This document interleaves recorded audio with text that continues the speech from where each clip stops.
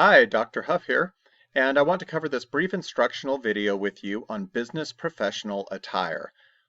What you wear is sometimes just as important as what you say in your presentations, so I want to make sure that you understand my expectations for dress for every speech that you're going to give in class this semester. So first of all, my expectations are that you will need to dress professionally for every presentation. However, you do not need to spend a lot of money. You may already have something in your closet that's going to work just fine, and I'll cover my standards here in just a few minutes. However, if you do not have anything in your closet that works, you can use clearance racks at the different department stores in town. JCPenney's as well as Macy's here in the Salinas area do a really good job of having dress clothes available for a really low price. Also, secondhand clothing is really great as well. I've put together some really great looks in my own wardrobe from Salvation Army or Goodwill.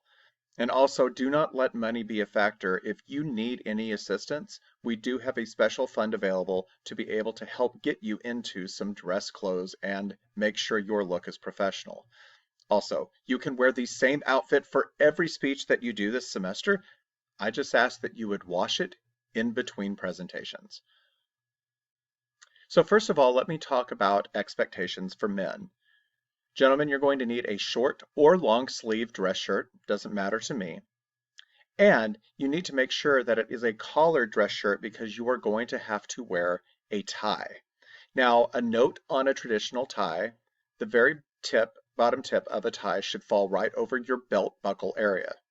Also, you will need a pair of dress pants. You will need a matching belt and dress shoes, and you will also need to have dress socks. We do not wear white athletic socks with dress shoes.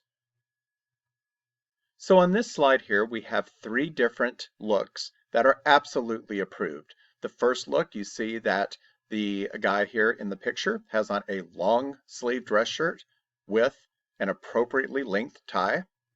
The second picture shows an equally well-dressed gentleman, but in a short sleeve dress shirt and an appropriately length tie. And in the third picture, you see that the guy has on a bow tie, and I'm all about a bow tie. So if you'd rather wear a bow tie versus a traditional tie, that is acceptable. Also, these pictures here on this next slide show what I mean by a matching belt and dress shoes. The first picture, you see that the guy is wearing a brown belt, and consequently, he's wearing brown dress shoes. The second picture shows the guy wearing a black dress belt and black dress shoes.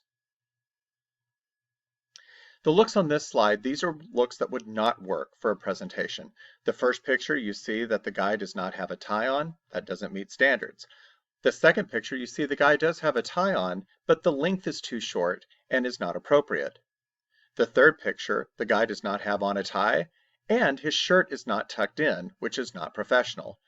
And the last picture here, although the upper part of this particular guy's dress is appropriate, he has a great jacket on, collared shirt, tie, you will see that down below that he has on tennis shoes, and that does not meet the standards. So let's talk about the women.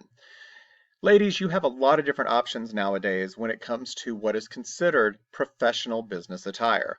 You might put together a blouse and a skirt combo, perhaps a blouse and a pant combo. You could wear a tailored suit. You will need closed-toe dress shoes, and in terms of the shoes, it does not have to be a heel if you're not comfortable in heels. It can be a flat. And hose or tights are also appropriate. So let's look at some approved looks. You'll see in these first three pictures here a tailored pantsuit, and this tends to be very popular in terms of what women wear for presentations in my class. These are very abundant in different types of dress stores. You can also find these, like I said, at Goodwill and Salvation Army, and all three of these looks are appropriate. The fourth picture, you see that this particular woman has paired a blouse with a pencil skirt, and that is a great look as well. And in the last picture here, you see that we have another example of a type of suit, but instead of a pantsuit, we have a nice tailored jacket with a pencil skirt matching bottom. The looks on this particular slide here are not approved. These are looks that are denied. So ladies, no jeans, goes for you too, guys. No denim is allowed. And I also want to make a commentary about the size of a heel. If you wear one, make sure that you can comfortably walk in whatever size heel that you're wearing. If it's too tall and it's causing you issues in terms of your walking or your mobility, that will hold you back as a public speaker. And the second picture here, you will see that there's really nothing professional about this dress. It is basically just a long tunic over a pair of leggings. Leggings are not considered professional dress. One quick note on gender bending: if you do not prescribe to traditional gender roles in terms of your dress, that's perfectly fine.